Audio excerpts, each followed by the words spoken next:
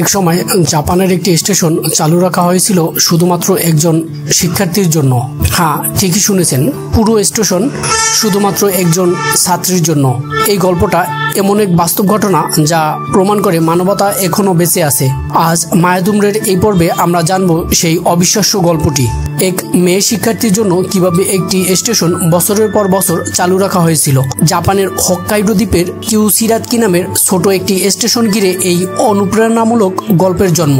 এক সময় যাত্রী সংখ্যা এতটাই কমে যায় যে জাপানে রেলওয়ে সিদ্ধান্ত নেয় স্টেশনটি বন্ধ করে দেওয়ার জন্য। কিন্তু ঠিক তখনই তারা জানতে পারে কানা হারাদা নামক একজন ছাত্রী প্রতিদিন এই স্টেশন ব্যবহার করে স্কুলে যাতায়াত করত। কানা হারাদা পড়াশোনার কথা ভেবে জাপান রেলওয়ে কর্তৃপক্ষ সেই সিদ্ধান্ত বদলে দেয়। তারা ঠিক করে যতদিন না তার স্নাতক শেষ হয় ততদিন স্টেশনটি চালু থাকবে। এই মানবিক সিদ্ধান্ত পরবর্তীতে পুরো বিশ্বের প্রশংসা কুড়ায়। যদিও কিউসিরাতকি স্টেশন খোলা ছিল, কিন্তু কানা হারাদার পথ মোটেও সহজ ছিল না। প্রতিদিন মাত্র 4টি ট্রেন এই স্টেশনে থামত, সকালে 1টি, বিকালে 3টি।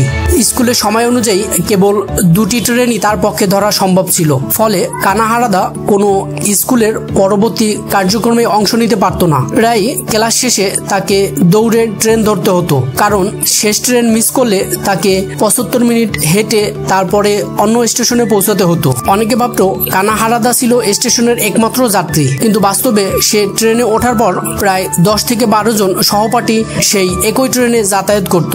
তবুও স্টেশন চালু রাখার মূল কারণ ছিল তার পড়াশোনার প্রতি ভালোবাসা ও কর্তৃপক্ষের মানবিক সিদ্ধান্ত।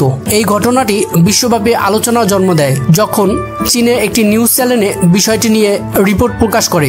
যদিও তাদের রিপোর্টে কিছুটা তথ্যগত ভুল ছিল, তবুও গল্পটি মানুষের হৃদয় ছুঁয়ে যায়। 2016 সালে কানা হারাদা তার স্নাতক শেষ করে, আর সেই সঙ্গে শেষবারের মতো ট্রেন থামে কিউসিরাতকি স্টেশনে। সেদিন পর থেকে স্টেশনটি চিরতরে বন্ধ হয়ে যায়। কিন্তু এই ঘটনা রয়ে যায় ইতিহাসের পাতায়। একটি দেশের সরকার যখন একজন ছাত্রীর জন্য একটি স্টেশন চালু রাখে, তখন বুঝে নিতে হয় শিক্ষা ও মানবতা একসঙ্গে চলতে পারে। এই গল্পটি যদি তোমার হৃদয় ছুঁয়ে যায় তাহলে এখনই লাইক করো, শেয়ার করো এবং অবশ্যই মায়াদুমর চ্যানেলটি সাবস্ক্রাইব করো, কারণ আমরা এমনই বাস্তব ও অনুপ্রেরণামূলক গল্প নিয়ে আসি প্রতিটি ভিডিওতে আপনাদের জন্য।